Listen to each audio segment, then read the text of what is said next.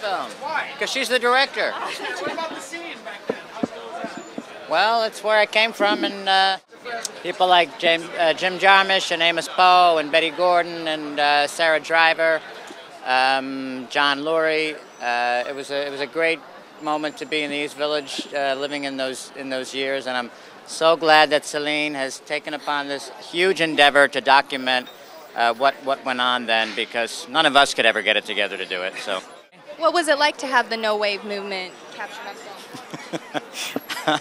No Wave cinema. well,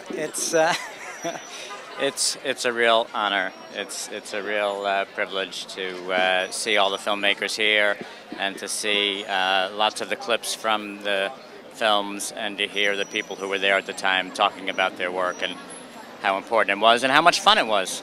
And how integral was that movement to your acting ability today? Because you're an amazing actor. Well, I wouldn't be here if I didn't come from there. So that's how important it is to me. And by the way, Twitter, I'm a follower, and I absolutely love you.